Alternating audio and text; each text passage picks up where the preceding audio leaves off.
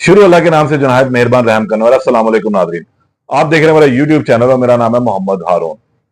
23 सितंबर को Pakpattan GT road के ऊपर एक इंतहाई अफसोसनाक वाकया पेश आया था। यह वाकया बिल्कुल उसी तरह ही रिपोर्ट हुआ जिस तरह मोटरवे लाहौर सियालकोट मोटरवे का वाकया रिपोर्ट हुआ था। इस वाकये ने जो है इंसानियत को शर्मा के रख दिया था, जिसके बाद जो है लाहौर पुलिस ने भरपूर कार्रवाई करते हुए 1 महीने के अंदर अंदर इन दोनों कल्प्रिट को गिरफ्तार कर लिया, जिन्होंने मोटरवे के ऊपर एक जवान खातून को उसके 2 मासूम बच्चों के सामने ज्यादती का निशाना बनाया था। यह वाकया दोबारा इसी तरह का रिपोर्ट हुआ 23 सितंबर को पाकपतन जीटी रोड के ऊपर, जहां पर एक 16 साल लड़की को उसके बाप, भाई और माँ बाप के सामने जो है ज्यादती का निशाना बनाया गया। ये वाकया रिपोर्ट हुआ जिसके बाद पुलिस में हलचल मच गई और बहुत सख्त परेशानी का जो है वो सामना करना पड़ा।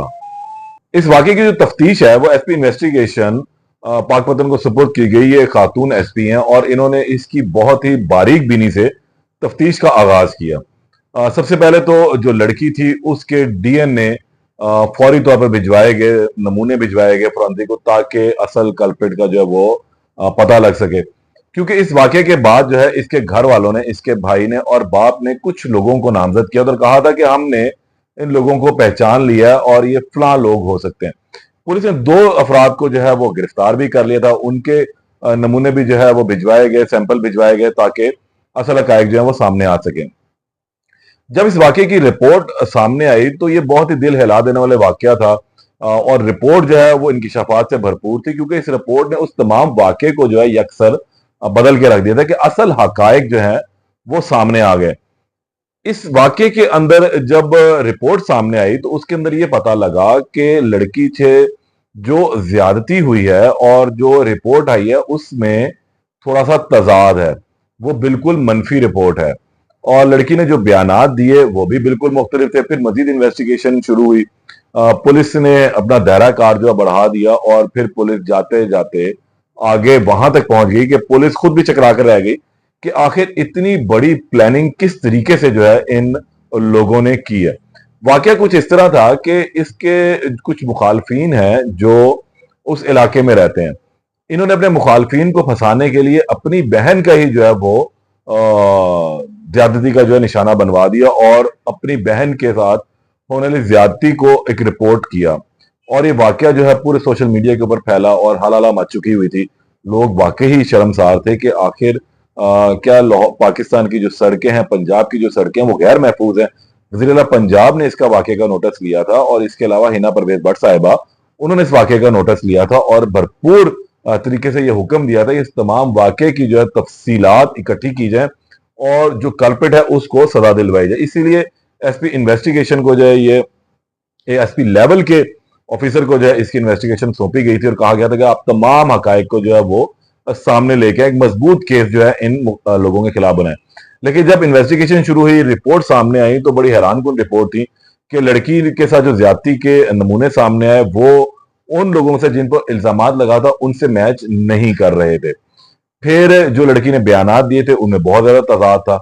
वाकई ये था कि इन जो इसका भाई आसिफ उर्फ आसिम है और इसके जो दीगर रिश्तेदार हैं, इनके खिलाफ ज्यादती के तकरीबन 5 से ज्यादा मुकदमात जो है वो बहावल नगर के अंदर दर्ज हैं कि ये इन लोगों के ऊपर ये मुकदमात दर्ज है और इन लोगों ने अपने मुखालफीन को फंसाने के लिए अपनी ही बहन का जो है वो ज्यादती का निशाना जो है वो बनवा कर उसे रिपोर्ट सामने करवा दिया केस। पुलिस ने जब इन्वेस्टिगेशन की और कहा, यह मालूम हुआ कि इस केस में लड़की की मां, भाई, बाप और भाभी जो है वो मुलविस हैं, क्योंकि इन लोगों ने कहा था कि हम लोग जब सफर कर रहे थे तो उस दौरान डकैती की वारदात हुई और डकैती की वारदात में कुछ अफराद ने जो है 2 अफराद ने हमारी बहन को जो है वो ज्यादती का निशाना बना लिया और ये बहुत ही अफसोसनाक वाकया था। फिर उन्होंने कहा था कि हमारा जो मोबाइल है वो भी जो मुल्जिमान है वो अपने साथ ले गए हैं, वो मोबाइल भी नहीं साथ मिल रहा। उसके अंदर उन्होंने उसकी गालबन वीडियोस वगैरह भी जो है बनाई हुई है। जब इन्वेस्टिगेशन हुई तो पुलिस को जो मोबाइल था वो भी लड़की की मां के पास से ही बरामद हुआ। तो ये तमाम हकायक जब सामने आए तो एक इंतहाई ड्रॉप सीन था इस तमाम वाकये का। लेकिन ये बहुत ही अफसोसनाक वाकया था कि लोग अपने मुखालफीन को फंसाने के लिए जो है इस किस्म के वाकयात रूनुमा करते हैं कि अपनी बहन के साथ ही उन्होंने یہ تمام واقعہ سرزد کروا دیا اور پھر اس کے اپنے مخالفین کے اوپر جو ایف آئی آر کٹوا دی ان کو گرفتار بھی کروا دیا.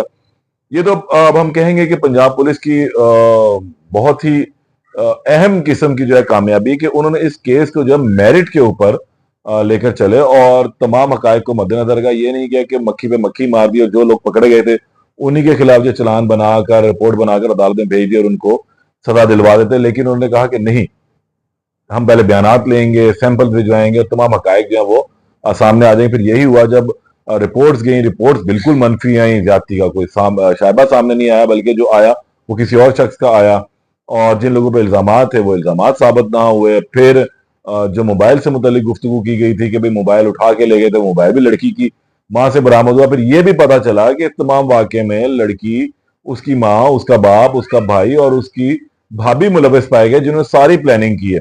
اب فی الحال پولیس نے اس کی ایک حتمی رپورٹ بنا کر جو ہے وہ عدالت کو بھجوا دی ہے, آگے پروسیکیوشن کو بھی بھجوائی ہے تاکہ اس معاملے کو کلیئر کیا جا سکے اور جن لوگوں پہ الزامات لگے ہیں ان سے الزامات واپس ہوں گے. وہ بیچارے اس مقدمے کے اندر ایک انتہائی سنگین قسم کا یہ مقدمہ ہے جس کو وہ جھیل رہے تھے, اب وہ اس مقدمے سے اللہ نے ان کو بری کیا ہے. لیکن اس قسم کے واقعات کا ہونا انتہائی افسوسناک ہے.